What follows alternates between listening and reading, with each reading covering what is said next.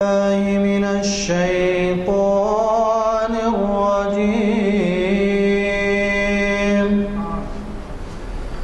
بسم الله الرحمن الرحيم.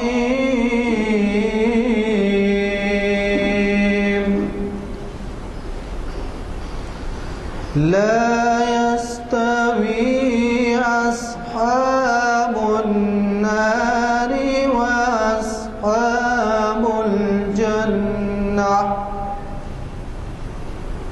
أصحاب الجنة هم الفائزون.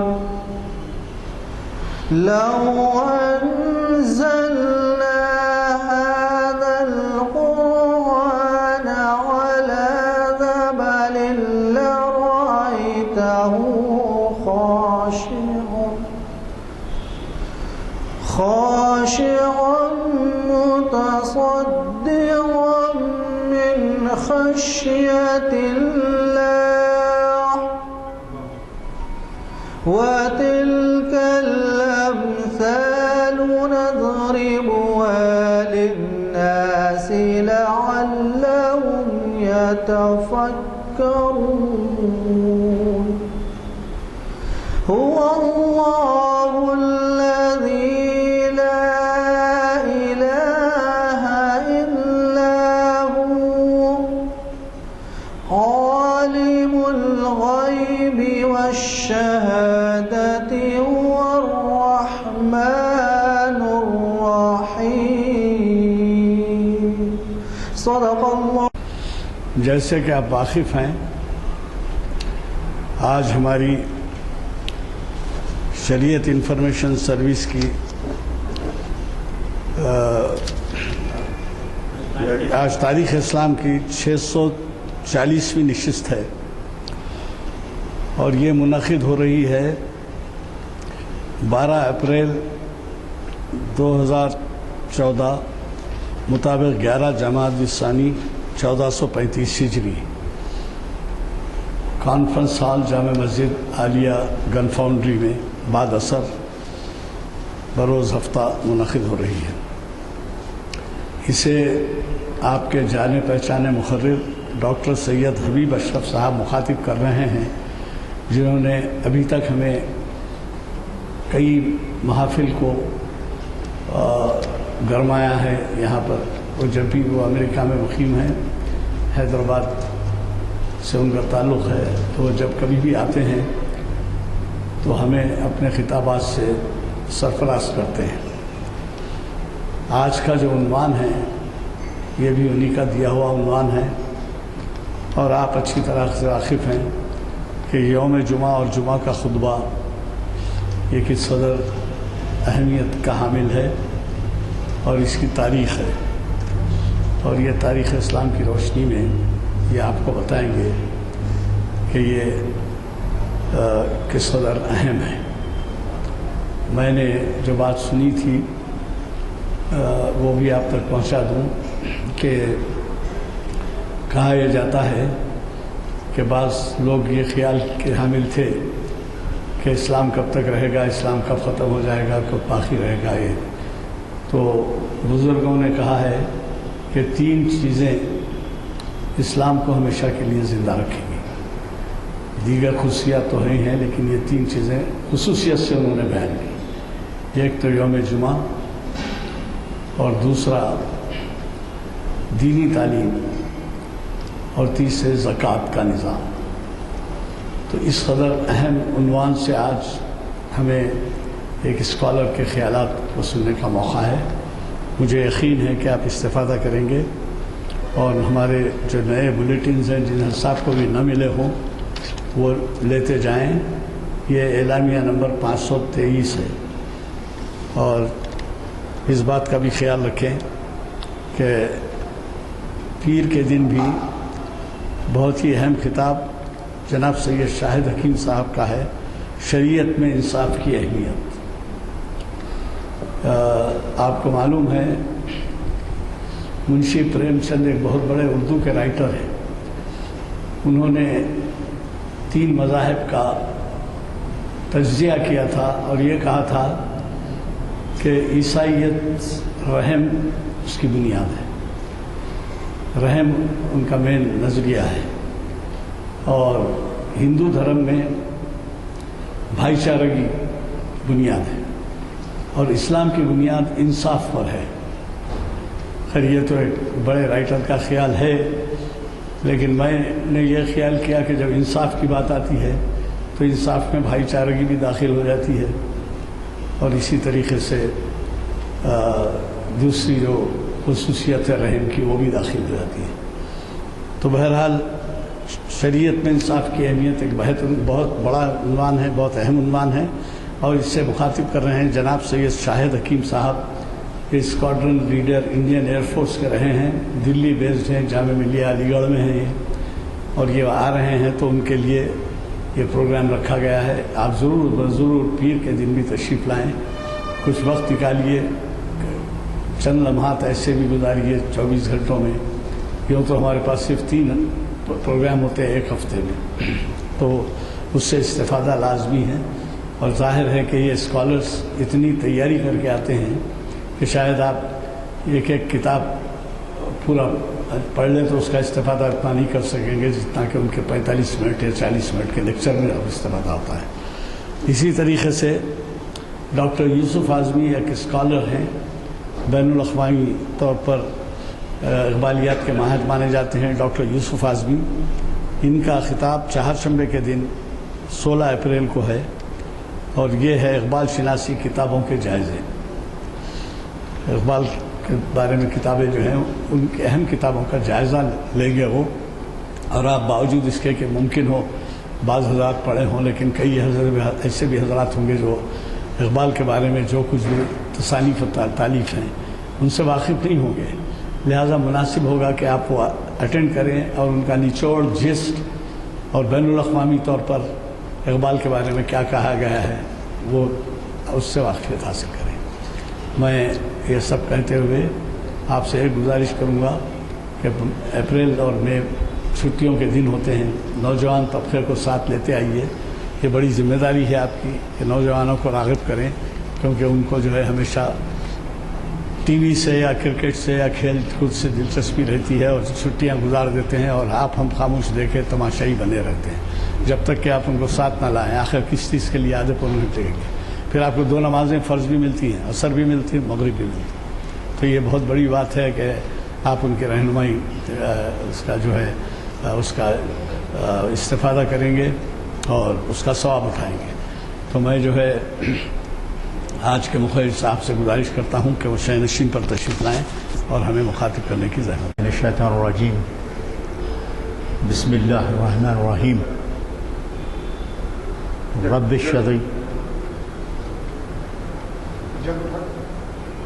اشرح لی صدری ویسر لی امری واحلل عقدۃ من لسانی یفقہوا قولی۔ جناب یزدانی صاحب و معزز حاضرین، السلام علیکم۔ اگر آپ قرآن حکیم کو کھولیں اور 5ویں پارے میں جائیں اور نصف پہ جب پہنچیں تو اس میں ایک آیت ہے، اعوذ باللہ من الشیطان الرجیم، بسم اللہ الرحمن الرحیم، وَإِذَا حُيِّيتُم بِتَحِيَّةٍ فَحَيُّوا بِأَحْسَنَ مِنْهَا أَوْ رُدُّوهَا۔ یعنی جب کسی نے سلام بھیجے آپ کو تو آپ کا سلام اگر اس کے ٹکر کا نہیں ہے تو اس سے کم از کم زیادہ تو ہونا چاہیے۔ تو میں پھر سے کہتا ہوں السلام علیکم۔ ماشاء اللہ۔ سب سے پہلے میں ایک چیز آپ کو بتا دینا چاہتا ہوں کہ میں کوئی اسکالر نہیں ہوں، اور نہ میں کوئی فقیہ ہوں، اور نہ میں کوئی عالم ہوں۔ میں ایک طالب علم ہوں اسلام کا، مسلمانوں کا اور اسلامک ہسٹری کا، اور اپنے آپ کو مسلمان سمجھتا ہوں۔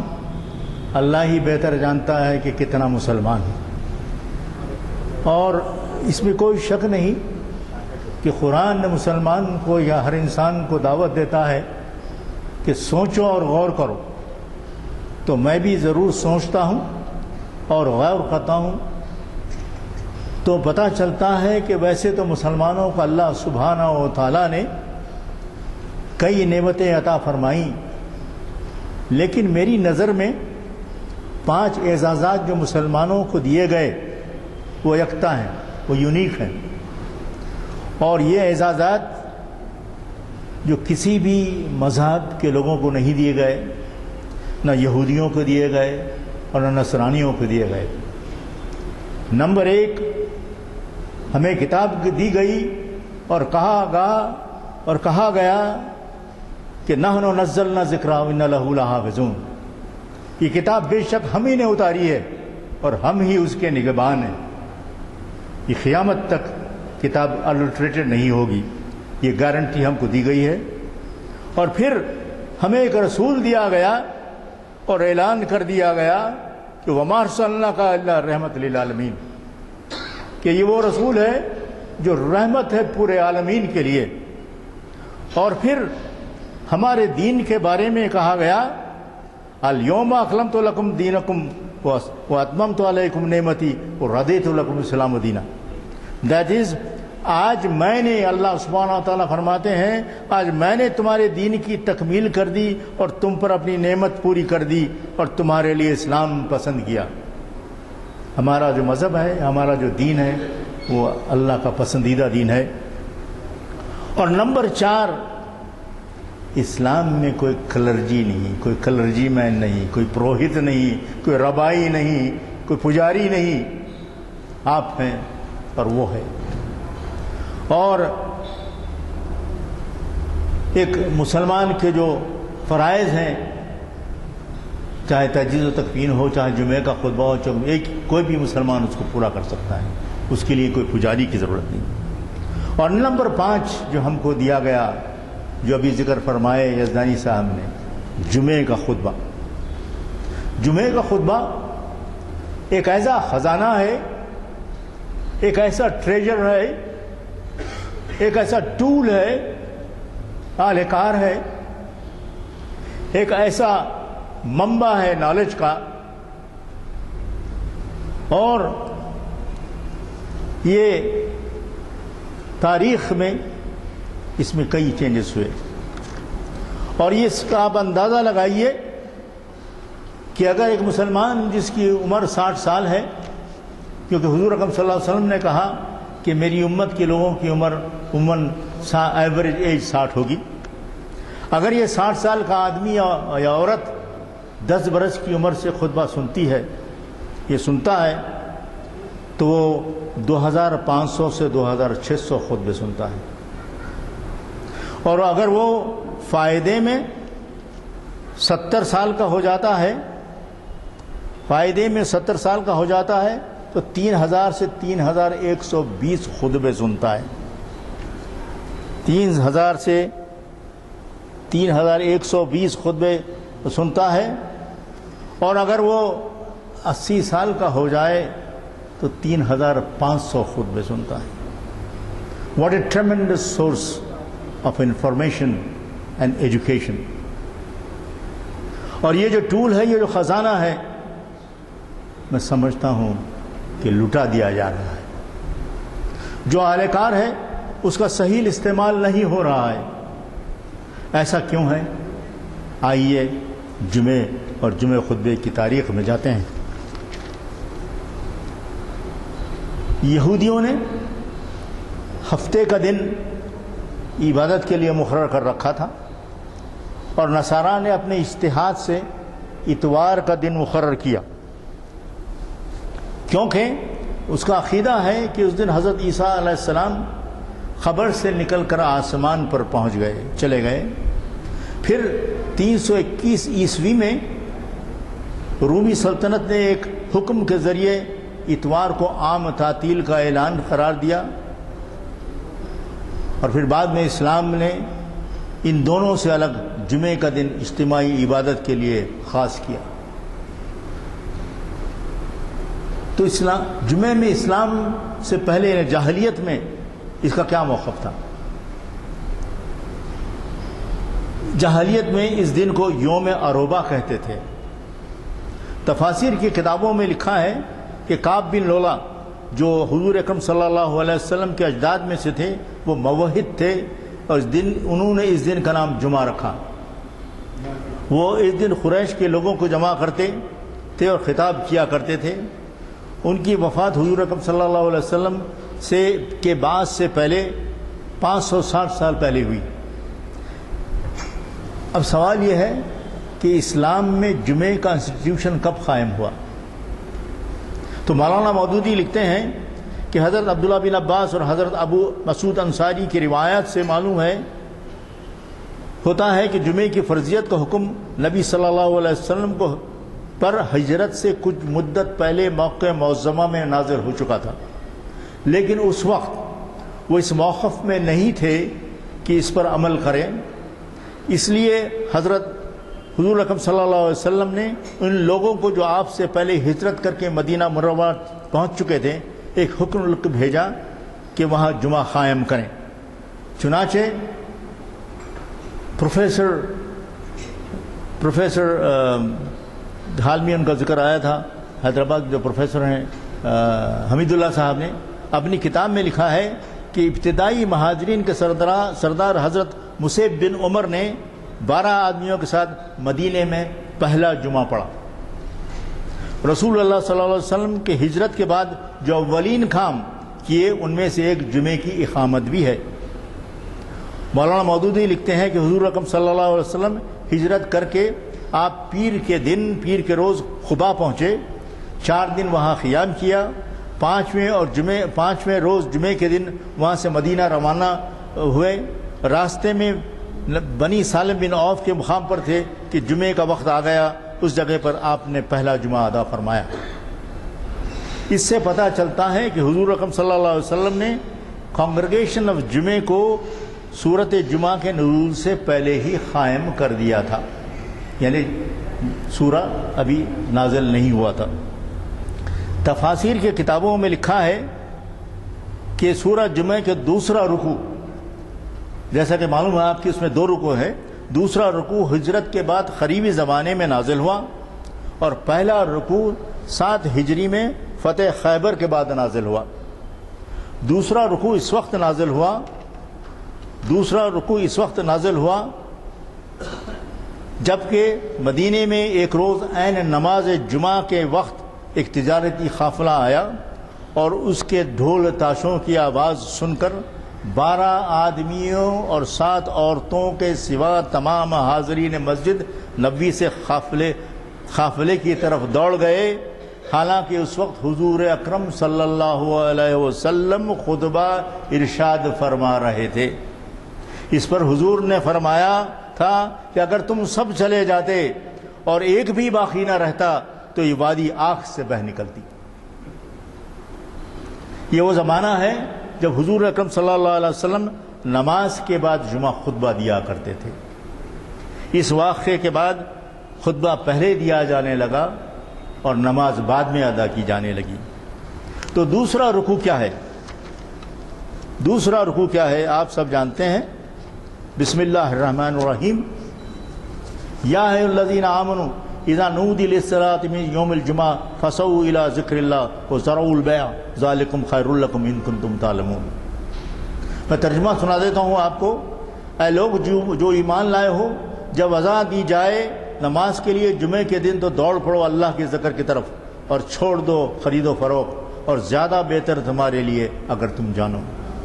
پھر جب پوری ہو جائے نماز تو پھیل جاؤ زمین میں اور تلاش کرو اللہ کے فضل اور یاد کرتے رہو اللہ کو کثرت سے تاکہ تمہیں فلاح نصیب ہو۔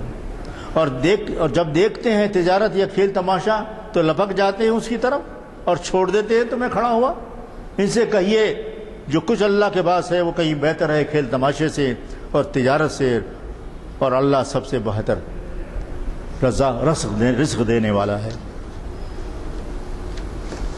تو حکم ہوا کہ جب اذان دی جائے نماز کے لیے جمعے کے دن سب کام چھوڑ کر نماز کے لیے چلے آؤ۔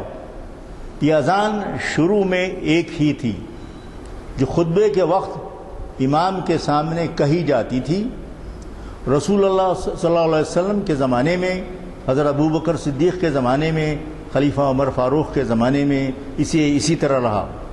حضرت عثمان غنی کے زمانے میں جب مسلمانوں کی تعداد زیادہ ہوئی اور اطراف مدینہ پھیل گئی، امام کے سامنے والے خطبے کی اذان دور تک نہیں پہنچتی تھی، اس لیے تیسرے خلیفہ نے ایک اور اذان مسجد سے باہر اپنے مکان پر شروع کرا دی، جس کی آواز پورے مدینے میں پہنچنے لگی، اور اس دن سے اب تک جمعے میں 2 اذانیں ہوتی ہیں۔ اسلام کے اولین زمانے میں جمعے کا خطبہ صرف حکمران ہی دیا کرتے تھے۔ حضور کے زمانے میں حضور، خلفائے راشدین کے زمانے میں خلفائے راشدین، اور یا پھر وہ لوگ بھی جو گورنر مقرر کرتے اور قاضی مقرر کرتے، وہ جمعے کا خطبہ دیتے۔ حضور اکرم صلی اللہ علیہ وسلم کھڑے ہو کر 2 خطبے پڑھتے تھے، اور دونوں خطبوں میں بیچ میں بیٹھ کر دونوں کو علیحدہ کر دیتے تھے، اور یہ معمول اور یہ سنت چلتی رہی 5ویں خلیفہ تک۔ اور آپ کو تو معلوم ہے کہ 5ویں خلیفہ کون ہے؟ حضرت امیر معاویہ، حضرت امیر معاویہ۔ حضرت امیر معاویہ جن کی حکومت 20 سال رہی، وہ اپنے آخری زمانے میں بہت بھاری بھرکم ہو گئے تھے، تو انہوں نے بیٹھ کر جمعہ خطبہ دینا شروع کیا۔ لیکن دوسری چیز جو انہوں نے کی، تاریخ کی کتابوں میں پڑھیے، دوسری چیز جو انہوں نے کی،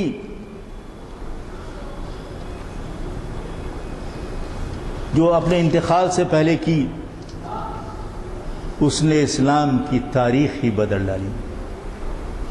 اس نے اسلام کی تاریخ ہی بدل ڈالی۔ میں اس کے تفصیلات میں نہیں جاؤں گا کہ انہوں نے کیا کیا۔ لب لباب یہ ہے کہ انہوں نے زبردستی اپنے صاحبزادے یزید کے ہاتھ بیعت لے کر ہم سے ہمارے قائد کے چننے کی آزادی، ہم سے ہمارے قائد کے چننے کا حق چھین لیا، اور وہ حق اب تک چھینا ہوا ہے۔ 1300 سال گزر گئے ہیں کہ مسلمان اپنا قائد چن نہیں سکتا۔ صرف اس میں ایک ہی بریک آیا، وہ 1945 میں جاوا اور سماٹرا میں ایک مسلم لیڈر سلیکٹ کیا گیا، اور ایک اسلامی حکومت قائم ہوئی، جو 3-4 سال کے اندر نے اس کو سکارنوں نے اس کا خلا خما کر اس کو برباد کر دیا۔ اور پھر تو آپ جانتے ہیں کہ 2 سال پہلے عرب دنیا میں 1300 سال کے بعد پہلی دفعہ 2 ملکوں میں مسلمانوں نے اپنی پارٹی کو ووٹ دیا۔ ایک ہے ٹیونیشیا اور دوسرا ہے مصر۔ اور مصر میں کیا حشر ہوا آپ جانتے ہیں۔ میں اس تفصیلات میں نہیں جاؤں گا، اگر اس میں جانا شروع کیا تو میری ٹاپک ہی رہ جائے گی۔ تو آئیے جمعے کی طرف پھر واپس آتے ہیں، جمعے کی طرف پھر واپس آتے ہیں۔ تو ہمارے 5ویں خلیفہ نے ہم سے ہماری اظہار خیال کی آزادی، the freedom of speech and thought، ہم سے چھین لی، جو خلفائے راشدین کے زمانے میں ان کی امتیازی خصوصیت تھی۔ freedom of speech was the hallmark of the period of خلفائے راشدین۔ اور جب freedom of speech ہی چلی گئی، جمعے کے خطبے بدل گئے۔ 6 خلیفہ کے بعد اموی زمانے میں دوسرے خطبے میں حضرت علی کرم اللہ وجہ کو برا بھلا کہا جاتا تھا، بلکہ گالیاں دی جاتی تھیں۔ جب عمر ثانی خلیفہ ہوئے تو انہوں نے یہ عمل رکوا دیا، یہ بند کروا دیا، اور سورہ نحل کی آیات 90 کو جمعے کے دوسرے خطبے میں داخل کر دیا، جو اب تک پڑھی جاتی ہے۔ اور وہ آیت کیا ہے آپ تو سبھی جانتے ہیں۔ بسم اللہ الرحمن الرحیم، ان اللہ یامر بالعدل والاحسان وایتاء ذی القربی، روز سنتے ہیں، ہر جمعہ سنتے ہیں۔ وینہی عن الفحشاء والمنکر والبغی یعظکم لعلکم تذکرون۔ اللہ عدل اور انسان اور صلح رحمی کا حکم دیتا ہے، اور بدی اور بے حیائی اور ظلم اور زیادتی سے منع کرتا ہے، وہ نہیں تو تمہیں نصیحت کرتا ہے تاکہ تم سبق لو۔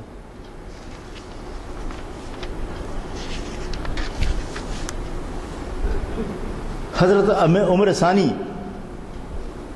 صرف 2 سال کچھ مہینے حکومت کر پائے، ان کو زہر دے دیا گیا۔ ان کے بعد حکمران خطیبوں کے مقرر کردہ لوگ خطبے دینے لگے جو حکومت کی گاتے تھے اور حق گو اپنی جان پر کھیل کر حق گوئی کیا کرتے تھے۔ یہ کون تھے؟ تو علی میاں کی کتاب پڑھیے، کتاب کا نام ہے دعوت و عزیمت اسلام، وہ کئی جلدوں میں ہے۔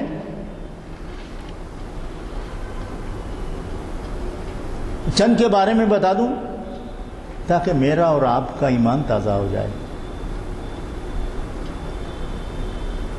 حضرت امام احمد بن حنبل جنہوں نے 2 خلیفاؤں کے ظلم و ستم سہے، مامون اور معتصم باللہ۔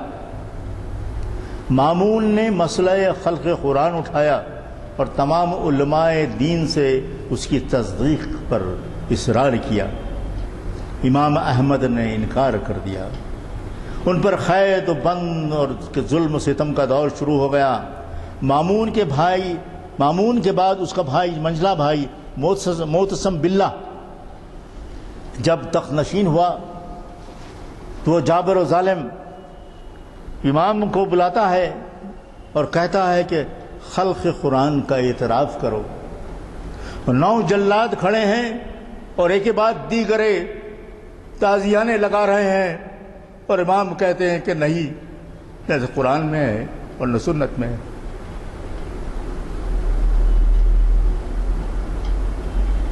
امام اعظم امام ابو حنیفہ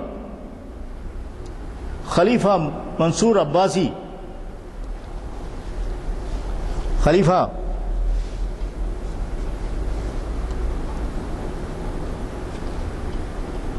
انہیں بغداد کی خزائن پیش کی گئی، انہوں نے اسے لینے سے انکار کر دیا، ان میں جیل میں ڈال دیے گئے اور ان کا انتقال جیل ہی میں ہوا۔ حضرت مالک بن انس مسئلہ طلاق مکروہ کی مخالفت کی تو نے گورنر مدینہ نے تشہیر اور تذلیل کے لیے اونٹ کی برہنہ پیٹھ پر ڈال دیا اور پہم تازیانوں کے ضربوں سے دونوں بازو اکھڑ گئے۔ امام شافعی انہوں نے علیویوں کے خلاف، علیوں کا سن رہے ہیں آج کل وہاں ہو رہا ہے آپ کے سیریا میں، حکومت کی سرگرمیوں میں حصہ مار لیا، ان کو قید کر کے یمن سے بغداد بھیج دیا گیا۔ اور شیخ الاسلام احمد بن تیمیہ جنہوں نے اظہار حق سے منہ نہ موڑا اور حکومت وقت کے آگے سر اطاعت خم نہ کیا، تو یا تو جہاد کرتے تھے یا جیل میں بھیج دیے جاتے تھے، اور جیل ہی میں ان کا انتقال ہو گیا، ان کی عمر 55 سال تھی۔ جب جمعہ خطبہ اور آزادی کا اظہار خیال، فریڈم آف ایکسپریشن، چولی دامن کا ساتھ ہے۔ اسلام میں جب خلافت سے ملوکیت شامل ہو گئی تو یہ دامن ٹوٹ گیا۔ پھر ہم غلامی میں جکڑ گئے۔ جمعہ خطبہ ایک روٹین ریچول بن گیا، نہ اس میں کوئی پولیٹیکل ایکٹیویزم تھا، نہ کوئی سوشل ایکٹیویزم تھا، کچھ اللہ کی باتیں کیے اور رسول کی باتیں کیے، سونے والے سنتے رہے، اونگنے والے اونگتے رہے اور چلے گئے۔ تو آئیے پھر ہم آزاد ہوئے اور جمعہ خطبے کو نئے تضاد کا سامنا کرنا پڑا۔ آئیے سناؤں وہ تضاد کیا ہے۔ ہم آزاد ہیں، بڑا ہی شور و غوغا ہے کہ مسلمان 1.2 بلین ہے، کرۂ زمین پر ہر چھٹا چلنے والا انسان مسلمان ہے، لیکن جمعہ خطبہ کا کیا حال ہے؟ جمعہ خطبے کا کیا حال ہے؟ 1.2 بلین مسلمانوں میں 12 to 15% شیعہ حضرات ہیں، جہاں جمعے کا زیادہ اہتمام نہیں کیا جاتا۔ یعنی 12 سے 15 کروڑ مسلمان جمعے کا اہتمام نہیں کرتے۔ وہ تو خدا بھلا کرے آیت اللہ روح اللہ خمینی کا کہ جنہوں نے ایران میں پھر سے جمعہ جاری کیا۔ 1995 میں میں اور بیگم ایران گئے تھے، ایران ٹریول کیے، اور تہران جو ایران گئے تھے، جانے کا اتفاق ہوا، تہران میں صرف ایک جگہ جمعہ ہوتا ہے، وہ تہران یونیورسٹی۔ ملین کی پابندی آبادی ہے ایران کی، مگر ایک ہی جگہ ہوتا ہے، تہران یونیورسٹی۔ وہاں کوئی 5 سے 7 ہزار لوگ آتے ہیں، بہت ہی دھواں خطبہ ہوتا ہے، مینلی ورلڈ پالیٹکس پر۔ اور وہاں پر میں نے ایک عجیب چیز دیکھی کہ خطبے کے بعد جب امام نماز کے لیے جاتا ہے لیڈ کرنے کے لیے، تو 3 فٹ کے گڑھے میں چلے جاتا ہے، 3 فٹ نیچے۔ پوچھئے وہ کیوں ہوتا ہے؟ خیر، آئیے ذرا میں اپنے سنی بھائیوں کا حال سنا دوں۔ 35 سے 40 کروڑ مسلمان عربک اسپیکنگ ہیں، یعنی عرب ہیں۔ آج پوری عرب دنیا میں جمعے کا خطبہ سینسرڈ ہے، کوئی کچھ کہہ نہیں سکتا۔ جو خطبہ گورنمنٹ نے سپلائی کر دی ہے وہ پڑھیے اور آپ گھر جائیے۔ اور پاکستان میں بولنے کی تو آزادی اس حد تک ہے کہ مسجدوں میں ایک دوسروں کو گالیاں دیتے ہیں۔ بنگلہ دیش میں جمعہ خطبوں پر اب پابندی لگ گئی ہے۔ سینٹرل ایشین کنٹریز میں جمعہ خطبے سینسرڈ ہیں، کیونکہ وہ ان کو حکام کمیونسٹ ہیں۔ ملیشیا، انڈونیشیا اور ملیشیا میں بھی مکمل آزادی نہیں ہے، اور آپ دنگ ہو جائیں گے، چونک جائیں گے اگر میں یہ کہوں آزادی ہے تو صرف ڈیموکریٹک کنٹریز میں ہے، خاص طور پر انڈیا اور امریکہ۔ انڈیا اور امریکہ۔ اور میں اس آزادی کو استعمال کر چکا ہوں، ٹائم ہے سنا دیتا ہوں۔ فرسٹ گلف وار میں سینئر بش، پہلے president of U S senior Bush نے عرب امریکنز کو بریفنگ کے لیے جسٹ فرسٹ گلف وار سے پہلے وائٹ ہاؤس میں بلوایا۔ اس زمانے میں امریکن مسلم کونسل کے بورڈ آف ایڈوائزرز میں تھا۔ اس کیپیسٹی میں مجھے وہاں جانے کا اتفاق ہوا اور پریزیڈنٹ سے بات چیت کرنے کا موقع ملا۔ یہ ٹائم میں تھا، میں انگریزی میں لکھ دیا، سنا دوں انگریزی میں تھا۔ I said, Mr. President, thank you very much for allowing me to speak, and I want to present 4 points for your kind consideration. He said, go ahead. I said, number 1, I am speaking to you as an American Muslim, and I deplore the annexation of Kuwait by Saddam Hussein in no uncertain terms. It is against international law, it is immoral. And Mr. President, number 2, as an American Muslim, I deplore the invitation of foreign forces by Saudi Arabia to the Holy Land. That's a big hoo-ha.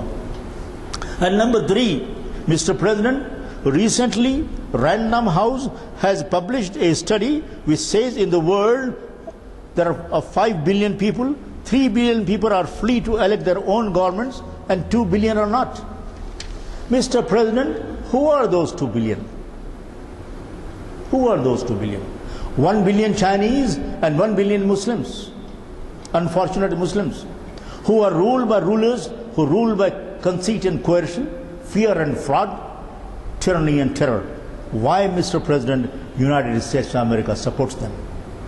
And number 4, Mr. President, you have put the whole American armada in the Persian Gulf due to 5 recent UN resolutions. Mr. President, what have you done about a resolution concerning Palestinian people which is languishing in United Nations for the last 40 years?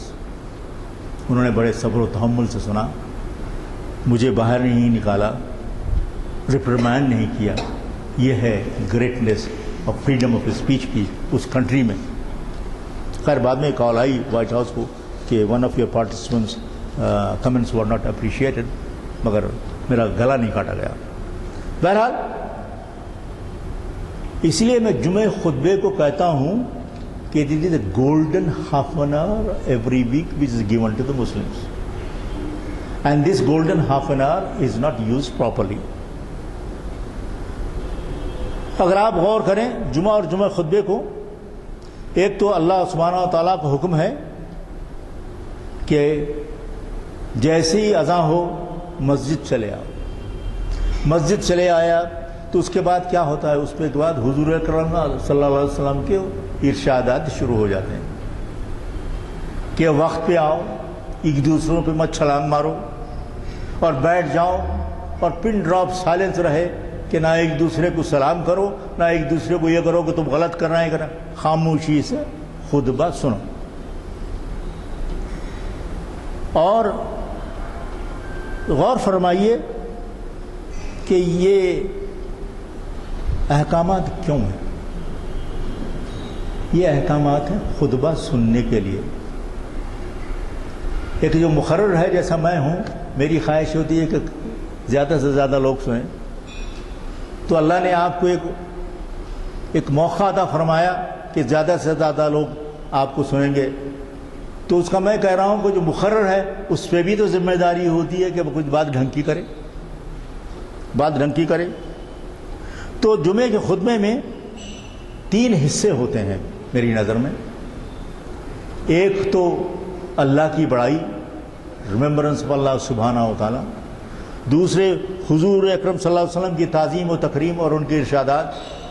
اور تیسرا حصہ جو ہے وہ حالات حاضرہ پر تبصرہ. Within the frame of Islam, you have the freedom of to speech, to say whatever you want to say. اور حضور اکرم صلی اللہ علیہ وسلم نے جمعے کے خطبے میں ممبر سے بعض وقت اپنی پرسنل لائف کے بارے میں بھی باتیں کی ہیں. It is all documented. تو میں جیسا کہ آپ کو معلوم ہے 7-8 مہینے امریکہ میں رہتا ہوں اور 3-4-5 مہینے یہاں رہتا ہوں. وہاں بھی میں ٹریول کرتے رہتا ہوں اور جمعہ خطبے وہاں بھی سنتا ہوں. یہاں بھی میں مختلف مساجد میں جمعہ خطبے سنتا ہوں.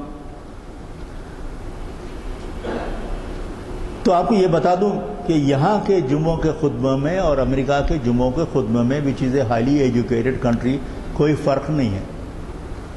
دیر از نو ڈفرنس واٹس ایور. اس کی وجہ یہ ہے مثلا امریکہ میں تو کئی دن آتے ہیں، Mother's Day, Father's Day, Secretaries Day, بین الاقوامی آتا ہے ہنگرز ڈے، مگر ہمارا وائز اس سلسلے میں بات ہی نہیں کرتا. اور 2 سال پہلے ٹائم میگزین میں ایک فوٹو چھپی ایک صاحبہ کی جو اپنے بچے کو دودھ پلا رہی تھی. پوری کنٹری میں بریسٹ فیڈنگ پہ ایک بحث چڑھ گئی. شاید ہی کوئی امام ہوگا وہاں کے مجمع جو بریسٹ فیڈنگ پہ کوئی خطبہ دیا ہو. اب یہاں آئیے انڈیا میں میں لاسٹ ایئر تھا، ایک بھیانک ریپ ہوا دہلی میں. پوری کنٹری میں ایک ہنگامہ اٹھا ہوا ہے کہ کیا کیا جائے. بلکہ ہندو پیپر میں تو ایک صاحب نے لکھا کہ مسلمانوں کی سزا جو دی جاتی ہے وہ دی جائے. یہاں تو 4 نہیں کئی گواہ ہیں. مگر میں نے یہاں پہ خطبوں میں کسی امام کو نہیں سنا کہ اس بات پہ بات کریں. یہ کیوں؟ وائے؟ سمجھے؟ اور وہ جانے دیجئے. آج کل سنیے کہ کیا ہے، پورے کنٹری میں الیکشن کی دھوم ہے اور ہمارے وائز خاموش ہیں. اب اندازہ لگائیے آپ کی قوت کا کہ ہر جمعہ 10 کروڑ سے 12 کروڑ مسلمان جمعہ سنتے ہیں. اگر ہر مسجد سے یہ آواز جاتی کہ تمہارا ووٹ بے جی پی کو زہر کھانے کی مماثل ہے، اس کو ووٹ مت دو، ان کے ایسوسیٹڈ پارٹیز کو ووٹ مت دو، تو کیا وہ جیت سکتے؟ ہرگز نہیں. مگر پتہ نہیں ہم کیوں خاموش رہتے ہیں. اور تو کہنے کا مقصد یہ ہے کہ جمعہ خطبوں میں نہ کوئی سوشل ایکٹیویزم ہے نہ کوئی پولیٹیکل ایکٹیویزم ہے، نہ لوگوں کو ہوم ورک دیا جاتا ہے۔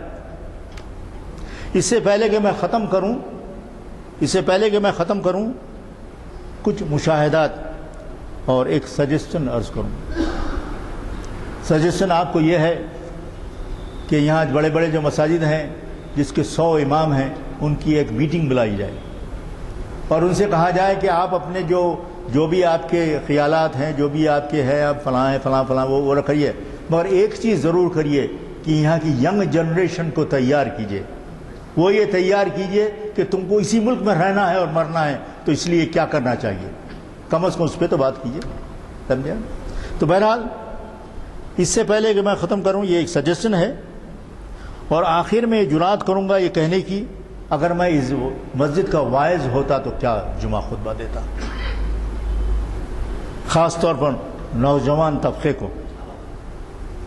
اور ہماری واعظوں سے ایک گزارش ہے کہ پرانی کتابوں کے ساتھ ساتھ اپنی 12 اور 24 کتابیں اس کو چھوڑ کر کنٹمپرری تھنکر کی کتابیں بھی پڑھیے۔ اور میں ہمارے حضرات جو جن کو کہتا ہوں میں اونرز آف دا پلپٹ، ان کو میں یہ بھی بتانا چاہتا ہوں کہ جو علماء مذہبی مدرسوں میں گئے انہوں نے اچھی کتابیں تو لکھی، لیکن جن حضرات نے قوم کو گرمایا، قوم کو انرجائز کیا، قوم کو گیلونائز کیا، مثلا حسن البنا، سید قطب، ابوالعلا مودودی اور مولانا ابوالکلام آزاد، یہ کسی اسٹرکچرڈ اسکول میں نہیں گئے۔ They never went to any structured school. Most of them were self-taught. جب مولانا آزاد کو ایک صدارت کے لیے لاہور میں بلایا گیا 1920 میں اور میرا خیال 1960 میں، جب وہ پہنچے تو ایک حسین و جمیل 16 برس کا لڑکا سامنے کھڑا ہے۔ وہ کہیں گے یہ آپ مولانا؟ اور جب تقریر کی تو ان کو مسلسل 3 راتوں تک ان کو تقریر پہ بلاتے رہے۔ تو یہ وہ لوگ ہیں جنہوں نے مسلمانوں کو ایک نیا جوش، ایک نیا ولولہ، ایک نئی امنگ دی۔ ہماری دینی تعلیم اب مثلا میں اپنی اگنورنس کا آپ کے سامنے اعتراف کرتا ہوں کہ مجھے 42 برس کی عمر میں معلوم ہوا کہ اسلام مذہب نہیں ہے کہ دین ہے، مذہب نہیں ہے کہ دین ہے۔ وہ کیسا معلوم ہوا؟ میری ملاقات جناب اسرار احمد صاحب سے بھی، اور میں جب تک پتہ نہیں کتنے خطبے سن چکا تھا، کم از کم 1000 تو سن چکا ہوں گا، مگر مجھے یہ نہیں معلوم تھا کہ اسلام دین ہے۔ سو ہمیں اب اپنا جو پیراڈائم ہے اس کو چینج کرنا چاہیے۔ ہمارے پاس ریچول اسلام کی تعلیم ہوتی ہے، اب ریئل اسلام کی تعلیم دینا چاہیے۔ ہماری تعلیم میں قرآن کو اور حضور کی زندگی کو پیریفری پہ رکھ دیا گیا ہے، اب اس کو سینٹر میں لانا ہوگا۔ اور جو مائنورٹیز میں مسلمان ہیں، جیسے انڈیا ہو یا امریکہ ہو، وہاں کے جو واعظوں پہ اور ذمہ داریاں عائد ہوتی ہیں، مثلا یہ کہ جس ملک میں رہتے ہیں اس کی زبان سیکھیے۔ اگر یہاں پہ کوئی واعظ ہے تو اس کو تیلگو بھی سیکھنا ہوگا، اور جس مذہب میں رہتے ہیں اس کا کانسٹیٹیوشن پڑھیے۔ آپ کو سن کے تعجب ہوگا کہ امریکہ کا constitution is the best constitution in the world. اس میں 2 چیزیں کر دیں، اگر اس کے ٹاپ پہ لکھ دیں کہ sovereignty of this land belongs to اللہ سبحانہ و تعالیٰ، اور اس کا 5th امینڈمنٹ کو اسٹرائک کر دیں تو اٹ بیکمس اسلامک کانسٹیٹیوشن۔ یہاں کے جو خطیب ہیں، کتنے خطیبوں نے انڈیا کا کانسٹیٹیوشن پڑھنا چاہیے، اور کرنٹ ٹاپکس پہ کتابیں پڑھیے۔ اگر میں اس مسجد کا واعظ ہوتا تو میرے بھائیوں اور بہنوں کو کیا ہے، یہ کہہ کے میں ختم کر دوں گا، ٹائم ہے۔ خاص طور پر میری ینگر جنریشن کو، جو کہ 70% ہے، مسلمان 18 کروڑ ہیں، اور آپ کو معلوم ہونا چاہیے کہ 70% of them are below the age of 25.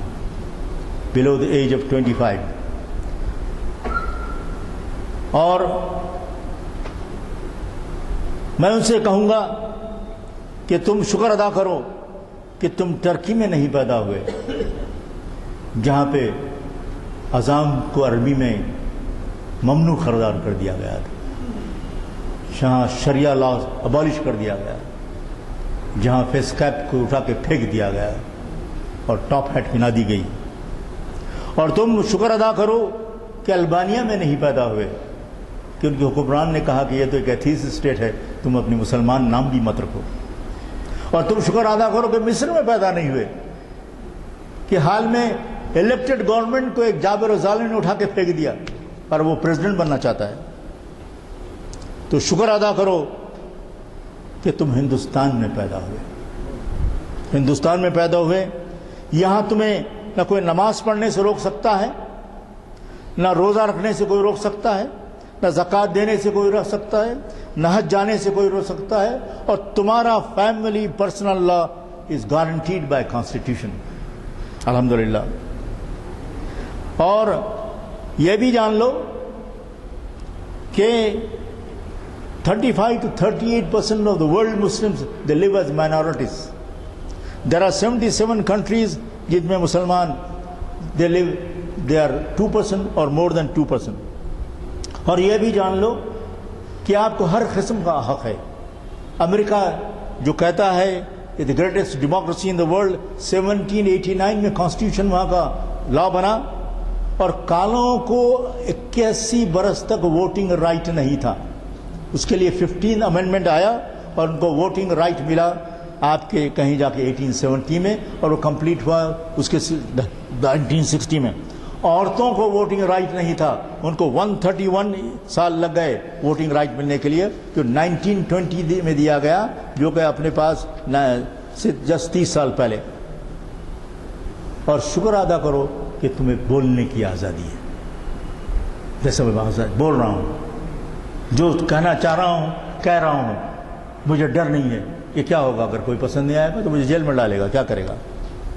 اور تمہیں یہ بھی جان کر خوشی ہوگی کہ یہاں کی جو پریس ہے کم از کم 50% فیئر ہے۔ جب بابری مسجد ڈھائی گئی تو ہندو پیپر کا پورا فرنٹ بلیک میں تھا اور کیپشن تھا today India hangs her head in shame. اور یہاں کا جو بعض secular minded fair minded Hindus بھی ہیں۔ اب شکریہ ادا کرو سیتل وانٹ کا، کہ جس کا پیس فاؤنڈیشن نے گجرات میں جو ظلم و ستم سہے اس کے 30 کلپریٹس کو لائف امپریزنمنٹ دیا، جس میں سے 2 منسٹرز بھی ہیں۔ کاٹجو کو پریز کرو جو کانشیس آف کنٹری بن چکا ہے، ایکس چیف جسٹس۔ اور شکر ادا کرو ان جورسٹ کا جنہوں نے الہ آباد کورٹ کے فیصلے کے خلاف مقالے لکھے، جس کو شہاب الدین صاحب نے ایک کتاب میں جمع کر دیا ہے، اس کو ضرور پڑھیے۔ تو میں اپنے ینگر جنریشن سے کہوں گا کہ اللہ کا شکر ادا کرو کہ آپ ہندوستان میں پیدا ہوئے، اور اس کے ساتھ ساتھ یہ بھی کہوں گا کہ اپنے اوپر سے یہ مظلومیت کا لبادہ اباڑ کے پھینک دو کہ ہم مظلوم ہیں، یہ وکٹم مائنڈ سیٹ کو نکال کے پھینک دو۔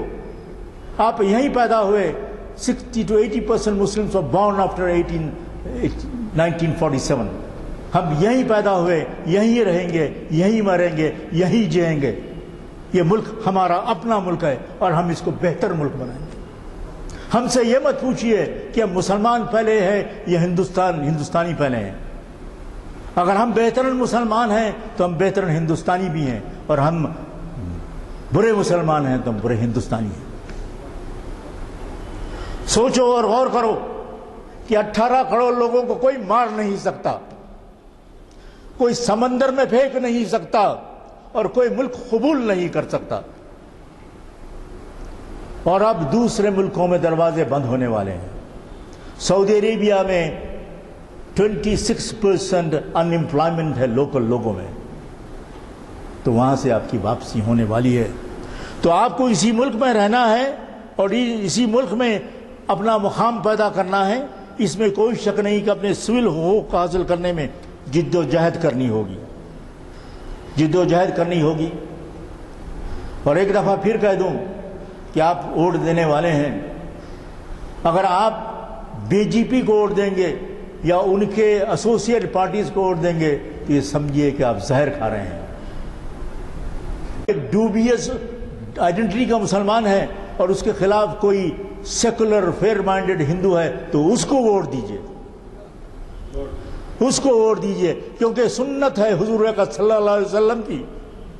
بی بی عائشہ نے پوچھا حضور سے کہ آپ کی زندگی میں سب میں لوئسٹ پوائنٹ کب تھا جو آپ بہت ہی ڈپریس محسوس کر رہے تھے؟ تو انہوں نے کہا کہ جب میں طائف گیا تھا۔ اور دوسرا ان کی زندگی کا اہم پوائنٹ ہے جب انہوں نے ہجرت کی، اور یہ دونوں وقت انہوں نے پیگن لوگوں سے مدد لی۔ جب وہ طائف میں تھے انہوں نے قریش کے سرداروں کو بول بھیجا کہ اس کو امان دی جائے، مگر انہوں نے نہیں دی۔ وہ ایک پیگن تھا مطعم بن عدی، وہ آگے بڑھا، کہا کہ تم میری امان میں مکے میں داخل ہوتے ہیں۔ اور حضور اکرم صلی اللہ علیہ وسلم جب ہجرت کرے تو ہجرت ایسے نہیں کہ اٹھ کے چلے گئے، انہوں نے ایک ایکسپرٹ کو ڈھونڈا جو ٹرین کا ایکسپرٹ تھا، جس کا نام تھا عبداللہ بن ریخت، اور اس کو اپنے آپ پہ فخر تھا کہ اس نے مخبری نہیں کی کہ وہ حضور کو لے جانے والے تھے۔ ان کو ساؤتھ ووس لے گیا، جو 4 روز میں جاتے تھے وہ 10 روز میں لے کے گیا۔ تو میں کہنا یہ چاہ رہا ہوں کہ ووٹ سوچ سمجھ کے دیجئے۔ میرے کو اٹھانے جا رہے ہیں آپ، مجھے 2 منٹ دیجیے گا، یہ ختم کر دوں میں، چلیے آپ 2 منٹ دیجیے۔ بہت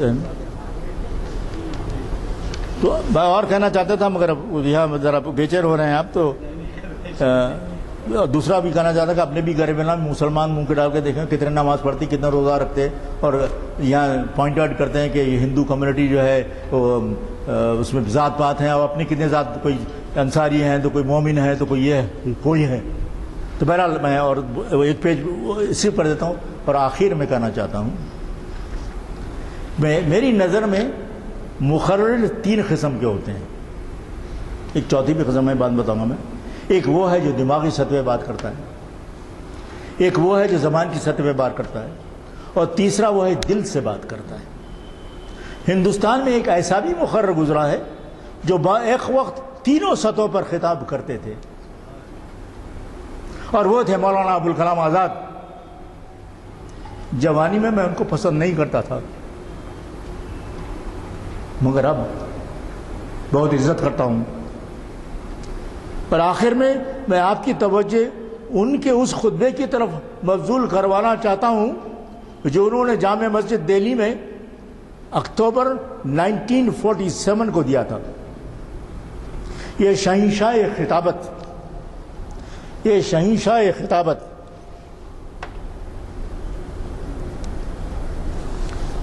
ذرا آنکھ نام ہو جائے تو پڑھنے میں مشکل ہوتی ہے۔ یہ شہنشاہ خطابت نے اپنی تقریر کا الفاظ یوں شروع کیا تھا، میں کوٹ کرتا ہوں: میں نے چلنا چاہا تم نے میرے پاؤں کاٹ دیے، میں نے تمہیں پکارا تم نے میری زبان کاٹ لی، میں نے قلم اٹھایا اور تم نے میرے ہاتھ قلم کر دیے، میں نے کروٹ لینی چاہی تم نے میری کمر توڑ دی۔ اور آخر میں نصیحت کی اور کہا جو اجلے نقش و نگار تمہیں ہندوستان میں ماضی کے یادگار کے طور پر نظر آ رہے ہیں وہ تمہارا ہی قافلہ تھا، انہیں بھلاؤ نہیں، انہیں چھوڑو نہیں، ان کے وراثت، ان کے وارث بن کر رہو، اور سمجھ لو کہ اگر تم بھاگنے کے لیے تیار نہیں تو پھر تمہیں کوئی طاقت بھگا نہیں سکتی۔ آؤ عہد کرو، یہ ملک ہمارا ہے، ہم اس کے لیے ہیں، اور اس کی تقدیر کے بنیادی فیصلے ہماری آواز کے بغیر ادھوری رہیں گے۔ انکوٹ۔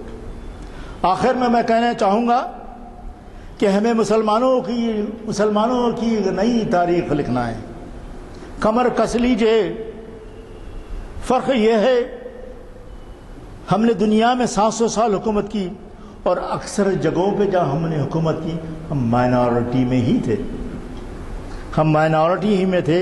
فرق یہ ہے کہ جب ملٹری پاور سے حکومت کی اور اب مورل پاور سے اپنے کردار سے حکومت کرنے کا زمانہ آیا، تو آئیے مسلمان بن جائیں، وہ مسلمان جن کی قرآن اور سنت دعوت دیتی ہے۔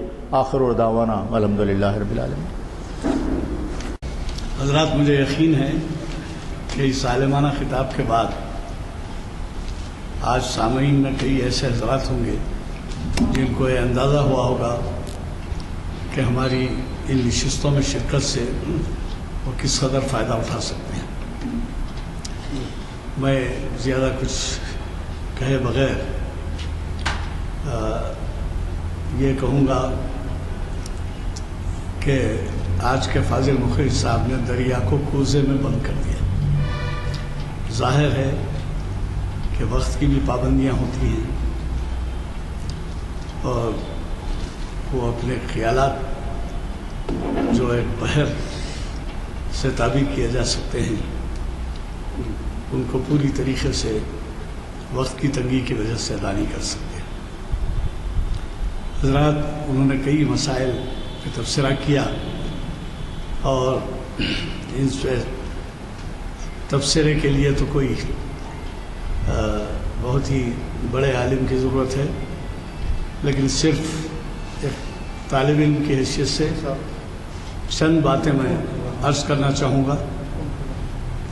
جیسے مثال کے طور پر انہوں نے امریکن کانسٹیٹیوشن کے بارے میں کہا کہ اگر اس کے اوپر کچھ اسلامی عنوان دے دیا جائے تو وہ اسلام کا قانون ہے۔ آپ اسی سے اندازہ لگائیے کہ ہمارے ہاں دستور بنا 1950 میں نافذ ہوا اور اس لحاظ سے آج 63 سال ہوئے، لیکن اس میں 130 سے زیادہ ترمیمات ہوئی اور امریکن قانون میں اس کا اشیر بھی جو ہے 27 ترمیمات ہوئی۔ دوسری بات یہ ہے کہ آپ نے مولانا اسرار احمد کو کوٹ کیا۔ اسرار احمد صاحب سے میری ایک ملاقات میں نے ان سے پوچھا تھا، اور اس زمانے میں وہ شابانوں کا کیس چل رہا تھا، تو میں نے کہا بھائی آپ کے ہاں اسلامی مملکت ہے اور تیری جوتی میرا سر، میری جوتی تیرا سر، یہ حال ہے آپ کا، اور ہم نے یہاں شابانوں کیس میں سپریم کورٹ کے فیصلے کو دستوری ترمیم کے ذریعے نل اینڈ وائڈ کر دیا، بے اثر کر دیا۔ تو ہمارے ہاں اس وقت 72 فرقوں نے مسلمانوں کے اکائی پن کا ثبوت دیا، ایکتا ہونے کا ثبوت دیا، ایک جاں ہونے کا ثبوت دیا، اور وہاں پر سب مسلمان ہونے کے باوجود وہ کیفیت ہے۔ اور ہماری آزادی کا یہ حال ہے کہ ہم نے اس زمانے میں شریمتی اندرا گاندھی وزیر اعظم تھی اور پارلیمنٹ میں ترمیم کے ذریعے جو ہے دستور کی ترمیم کروائی ہے، اور یہ وہاں سے یہ بنیاد پڑتی ہے فرقہ واریت ابھر آئی، کیونکہ بعض فرقہ پرست یہ خیال کیے کہ یہاں مسلمانوں نے بہت آزادی حاصل کر لی ہے، حتیٰ کہ ہمارے دستور میں بھی ترمیم کرواتے ہیں، وہاں سے زور پکڑی ہے فرقہ واریت۔ تو انہوں نے یہ بھی جواب دیا کہ بھئی یہ تو بڑی معمولی سی بات ہے۔ اب ظاہر ہے عالم آدمی ہیں، ایک جملے میں انہوں نے ایسا کیا کہ ہم چاروں خانے چھت۔ انہوں نے کہا کہ آپ کے ہاں جمہوریت کی وجہ سے یہ ہو سکتا ہے، اور وہاں پر اس کا الٹا ہے کہ وہاں پر جو ہے ایسی بات ممکن نہیں ہے جس بات میں جو ہے اسلامی جھلک ہو، یا یعنی کم لوگ ہیں آپ لیکن حق پر ہیں تو منوا لیے، وہاں پر زیادہ لوگ رہ کر بھی نہیں منوا سکتے، یہ ان کا خیال تھا۔ اور ایک بات جو آپ نے کہی، جو اہم باتیں ہیں اس پہ کیونکہ وقت ہو رہا ہے، وضو کے لیے بھی ٹائم چاہیے۔ مساجد میں امام جو ہیں ان کا کام ہے کہ توجہ دلائیں اس کی طرف کہ سیاسی معاملات میں مشورے دیں۔ اب سیاسی معاملات میں ایک ہی مذہب کے ہونے والے پاکستانیوں کا جب مساجد میں جو حال ہو رہا ہے وہ آپ دیکھ رہے ہیں، تو اب یہ تو ہمارے لیے اگر ہماری مساجد میں اگر اس قسم کی باتیں زیادہ تر سیاسی اس کے ہوں تو ذرا اس کا بھی امکان رہتا ہے کہ ابھی جو موجودہ بھائی چارگی ہے وہ بھائی چارگی جو ہے باقی نہیں رہے گی اگر اس قسم کی باتیں ہوں۔ بغیر اس کی جو ہے یہاں یہ حال ہے، جو کچھ حال ہے آپ نے فرمایا، اب آپ دیکھ رہے ہیں کہ ایک طرف کوششیں ہو رہی ہیں کہ ووٹ بٹنے نہ پائیں اقلیتوں کے، اور دوسری طرف یہ ہے کہ ہر ایک اقلیت کے رہنما نئی پارٹی جوائن کر رہے ہیں، تو اب کہاں تک یہ ممکن ہے، اس کے اوپر بھی ہم کو غور کرنے کی ضرورت ہے۔ آج کے خیالات کے بعد مجھے ایسا محسوس ہو رہا ہے، آپ ابھی 8-10 دن میں چلے جا رہے ہیں امریکہ، لیکن آپ اگلی مرتبہ جب آئیں گے تو ہمیں اطلاع کریں اور آپ کے خیالات سے استفادے کا زیادہ سے زیادہ موقع دیں۔ اس سے پہلے بھی آپ نے خطاب کیا ہے، لیکن آپ کے جب شاید 6 مہینے سے زائد آپ یہاں مقیم رہے، لیکن ایک ہی خطاب ہوا آپ کا، تو میں ان خیالات کے ساتھ باتیں کرنے کی تو بہت سی تھی، کیونکہ ایسی بنیادی باتیں تھیں کہ وہ بنیادی باتوں کی طرف کوئی تبصرہ ممکن نہیں ہے۔ میں میرے پاس آزاد صاحب کی پوری تقریریں لینا چاہتے ہیں لے سکتے ہیں۔ ہاں، مولانا آزاد کی جو تقریریں ہیں جن کا آپ نے حوالہ دیا ہے وہ معرکۃ الآراء تقریر ہے ہندوستان میں، جو انہوں نے آزادی سے پہلے آزادی اکتوبر میں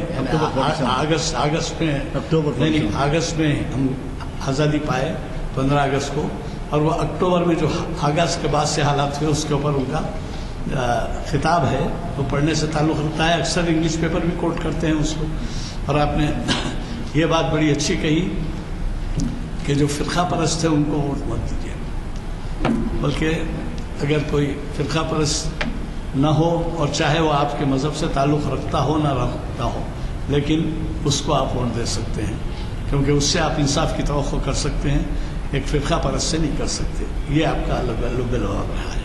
تو اس طریقے سے میں جو ہے آپ کے خیالات کی قدر کرتا ہوں، اور میں گزارش کرتا ہوں کہ آپ ہماری بہتری کے لیے دعا فرمائیں۔ اعوذ باللہ من الشیطان الرجیم، بسم اللہ الرحمن الرحیم، الحمدللہ رب العالمین الرحمن الرحیم مالک یوم الدین، ایاک نعبد و ایاک نستعین، اہدنا الصراط المستقیم صراط الذین انعمت علیہم غیر المغضوب علیہم ولا الضالین آمین۔ بسم اللہ الرحمن الرحیم، ربنا آتنا فی الدنیا حسنۃ وفی الآخرۃ حسنۃ وقنا عذاب النار۔